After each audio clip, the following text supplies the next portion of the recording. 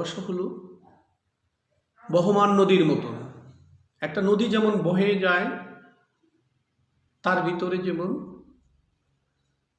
কোনো পচা নোংরা জিনিস যখন নদীর জলে পড়ে, নদীর জল তো কোনোদিন বলে নেই তুমি আমার গায়ের উপর দিয়ে এই পচা নোংরা জিনিসগুলা তুমি নিয়ে যেও না বা তুমি পড়ো না। নদীর জলের উপরে যেমন বহমান থাকে এই পচা গলা, তেমনি নদীর জলের উপরে ময়ূরপঙ্খী যখন যায় তখন সে নাচতে থাকে, তখন সে ভুলে যায়। কোনটা ভুলে যায়? তার উপর দিয়ে যখন পচা গলা নোংরা যে সকল জিনিসগুলা ওই নদীর উপর দিয়ে গিয়েছে, নদীর জলের উপর দিয়ে গিয়েছে, সেই জিনিসটা তখন তিনি ভুলে যান। কখন? যখন তার উপর দিয়ে ময়ূরপঙ্খী নৌকা চলে যায়, তার ভিতরে যখন বড় স্টিমার চলে যায়, তার উপরে যখন পূজা আশ্রণা চলে, তখন তিনি ওই যে দুঃখ বেদনা পচা গলা নোংরা যে জিনিস তার উপরে দিয়ে বেসে গেছে সেই জিনিসগুলো সে ভুলে যায়। একটা পুরুষও সেই রকম। আমার আজকের লাইভের শেষ প্রান্তে এসে একটা পুরুষের জীবনীকে আমরা আজকে উপলব্ধি করতে পেরেছি। একটা পুরুষের জীবনে প্রত্যেকটা ক্ষেত্রে এরকম বহু দুঃখ বেদনা কষ্ট অভাব অনটন অসহায়ত্ব হিংসা বিদ্বেষ সব কিছু চলতে থাকে। পুরুষ কখনই এগুলাকে অ্যাভয়েড করে না, এগুলাকে অতিক্রম করে। এক একটা ধাপকে যখন অতিক্রম করে, প্রত্যেকটা পুরুষের ভিতরে একটা জিনিস জাগ্রত থাকে। তিনি হয়তো ন্যাচারাল এই জিনিসটা উপলব্ধি করেন। রাত যত গভীর হবে সকালের সূর্য তত কাছে আসবে, এই প্রত্যাশায় প্রত্যেকটা পুরুষ সামনের দিকে এগিয়ে যায়। আমি আমার কর্মজীবনে দুঃখ থাকবো, কষ্ট থাকবো, বেদনা থাকবো, আমার অভাব থাকবে, অনটন থাকবে, কিন্তু আমার একটা সময়ে হয়তো এইটা কেটে যাবে। কখন? যখন আমার সন্তান আসবে, আমি যখন একটা সমৃদ্ধ কনজুগাল লাইফকে কমপ্লিট করতে পারবো, আমার বৃদ্ধকালে যখন আমি দেখবো আমার চারপাশে শুধু ফুটন্ত গোলাপ সুবাসিত দিচ্ছি আর আমি সেখান থেকে সুবাস নিচ্ছি, আমি গন্ধ নিচ্ছি, তখন এই পুরুষ মনে করে আমি সার্থক। আমার এই সার্থকতা তখনই সার্থক হবে যখন তার যৌবনকালে তার দাম্পত্য জীবনে এসে ফাইট করে তিনি তার যে কনজুগাল লাইফের একটি জেনারেশন তৈরি করেন। এই জেনারেশনকে যখন তিনি দেখবেন যে সুন্দর একটি মানে সুসজ্জিত বাগানের মতন ফুটন্ত গোলাপের মতন সুবাসিত চারিদিকে সুবাস ছড়িয়ে দিচ্ছে তার জেনারেশন, তখন তিনি মানে ভালোবাসা তার মানে অগাধ ভালোবাসা তখন তার চারিদিকে ছড়িয়ে পড়বে।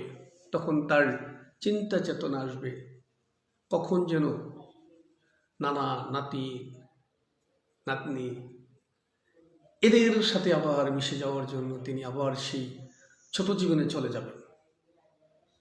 তিনি যেখানে ছোট জীবন থেকে শুরু করেছিলেন, দাম্পত্য জীবন যেখানে তার যৌবন শুরু হয়েছিল, তিনি ফাইট করে একটা সময়কে অতিক্রম করে এসে পরবর্তী প্রজন্মকে যখন তিনি স্টাবলিশড করেছেন, ঠিক তারপরেই আরেকটা জেনারেশনকে তিনি যখন পেয়েছেন, এটাকে বলা থেকে সেকেন্ড জেনারেশন। অর্থাৎ ফার্স্ট জেনারেশনে তার চাইল্ড, সেকেন্ড জেনারেশনে চাইল্ডের চাইল্ড, নানা নাতি, এই ধরনের নামগুলো যখন শুনে আসে, তখন তার ভিতরে সেই ফুটন্ত গোলাপের সুবাসিত চারদিকে ছড়িয়ে পড়ে তিনি বাতাসের কাশফুলের উপরে যখন বাতাসে যখন বয়ে যায়, কাশফুলের যখন নাচন যেরকম হয়, ঠিক তার মনের নাচন ছন্দ সেরকম হয়।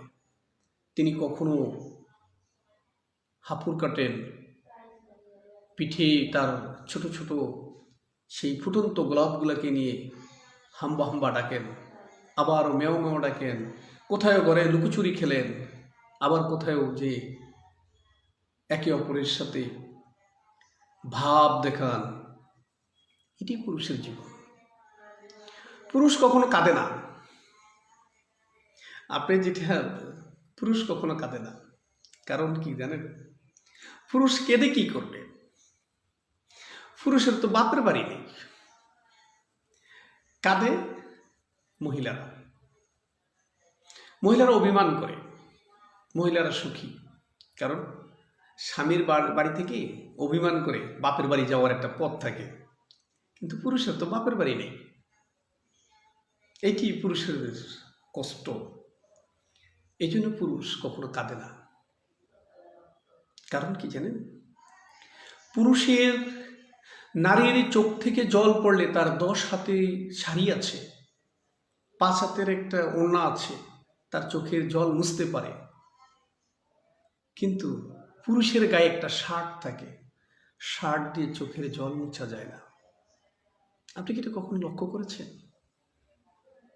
এই জন্য পুরুষ কাঁদে না।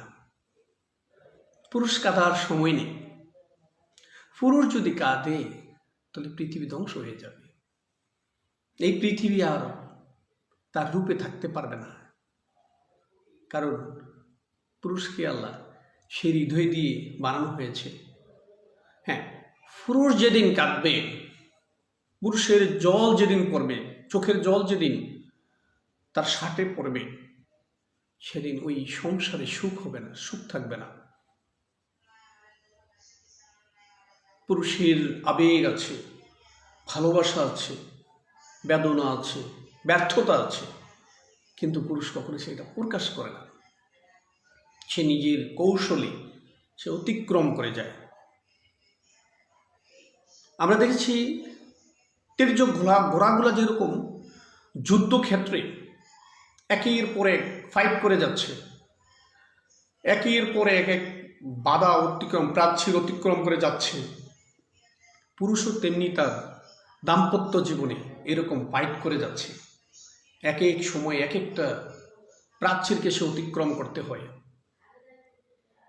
তার ছাত্র জীবনের একটা প্রাচীর আছে, এই প্রাচীরটা তাকে অতিক্রম করে যেতে হয়।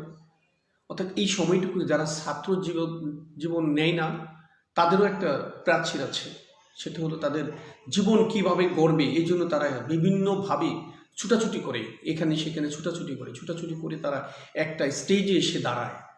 যেমনটা ছাত্র জীবনের একটা স্টেজ আছে, মানে উভয়ই কিন্তু তখন এই ছাত্র জীবনের ছাত্ররা একদিকে ছুটাছুটি করে, ঠিক যারা লেখাপড়া না করে তারা আরেক দিকে ছুটাছুটি করে। এই দুইটা দল দুই দিকে ছুটাছুটি করে এসে একটা কর্মজীবনে ঢোকে। উভয় কর্মজীবনে ঢোকে, কে কোয়ালিফাইড, কেউ নন কোয়ালিফাইড। কিন্তু এই দুইটা কর্মজীবনকে তারা স্ট্যাবলিশ করতে গিয়ে যে প্রাচীরগুলো অতিক্রম করতে হয়, তখনই চলে আসে তার জীবনের একটা কঠিন একটা প্রাচীর, হাই হিলের মতো, উঁচু পাহাড়ের মতন একটা প্রাচীর তার সামনে এসে দাঁড়িয়ে যায়। আবেগ, ভালোবাসা, তার চিন্তা চেতনা, বাবা মা, আত্মীয় স্বজনের আবদার, সব কিছু নিয়ে এসে তাকে দাম্পত্য জীবনে ঢুকতে হয়, তাকে একটা বিবাহ করতে হয়। তার এই বিবাহ করার পরে শুধুই ক্ষান্ত নয়, তখন তার স্ত্রী, তার শ্বশুর শাশুড়ি, শালি শালা, এদের বিষয়গুলো নিয়ে তখন তার জীবনটাকে অতিক্রম করতে হয়। হাঁটতেছে হঠাৎ করে তার সামনে আরেকটা প্রাচীর হারিয়ে গেল। তার একটা দাম্পত্য জীবনের আরেকটা জেনারেশন সে সৃষ্টি হয়ে গেল। তার সেই সৃষ্টি নিয়ে সে এবার সামনের দিকে আগাইতে থাকলো। এবার তার জীবনের সুখের কথা সে ভুলে গেছে। কোথায়?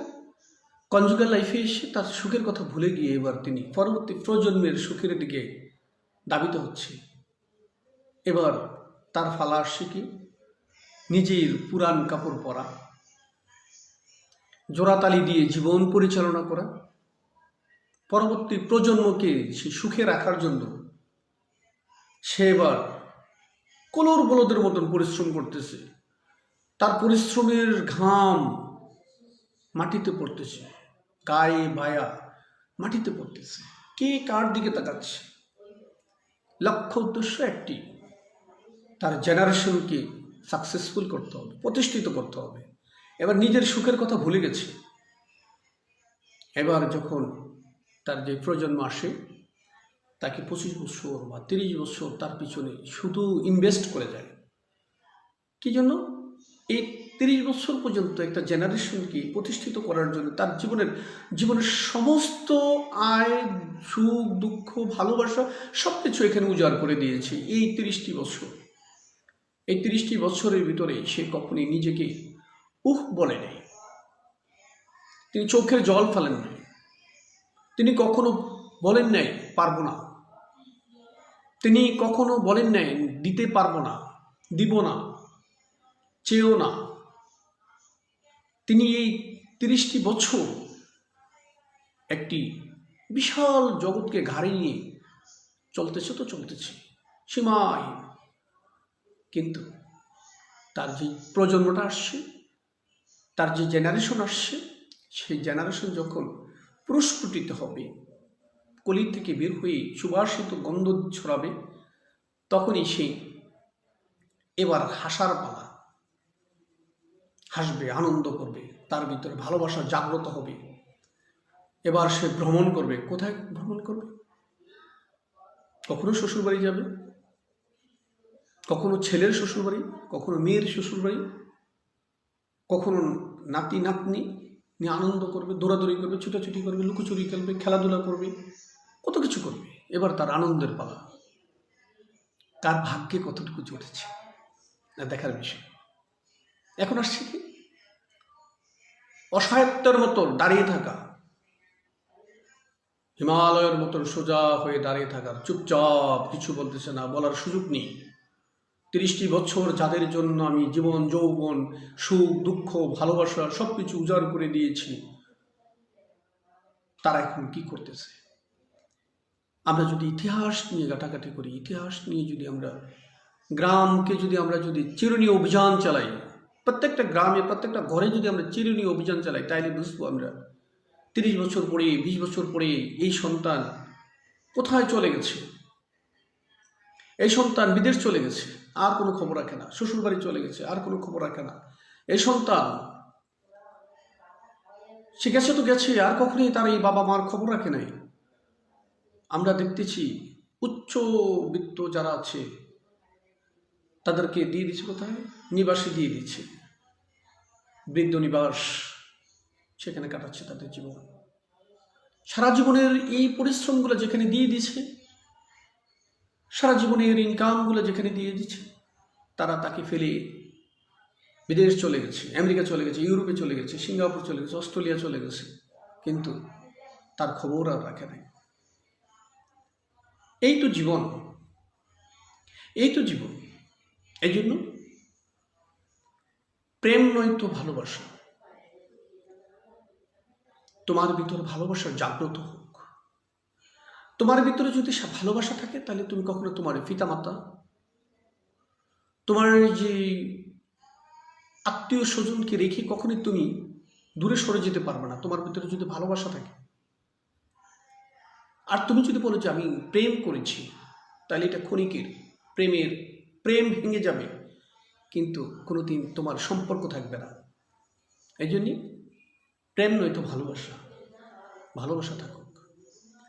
ভালোবাসা সবার ভিতর জাগ্রত হোক, সকলের ফ্যামিলিগতভাবে, অর্থাৎ পরিবার বর্গের ভিতরে যেন ভালোবাসা থাকে।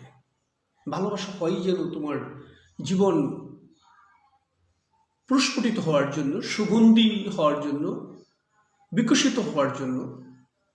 ভালোবাসা হয় যেন তোমার হৃদয়ে কি মানুষ হিসেবে তুমি প্রকাশ করার একটা হাতিয়ার। তোমার ভিতরে যদি ভালোবাসার সে হাতিয়ার জাগ্রত না হয়, তো তুমি যে মানুষ হিসেবে পৃথিবীতে এসেছো, তুমি সেটা উপলব্ধি করতে পারবে না। তুমি কখনোই উপলব্ধি করতে পারবে না তুমি যে মানুষ হিসেবে পৃথিবীতে জন্মগ্রহণ করেছো। কারণ তুমি তো কতগুলো প্রাচীর অতিক্রম করে এসে যেদিন তুমি সুখের আশা করেছিলে, সেদিন আর সুখ পেলে না। কারণ তোমার ভিতরে তো ভালোবাসা জাগ্রত হয়নি। ভালোবাসা ছিল, ভালোবাসা তুমি প্রদান করতে পারো নাই।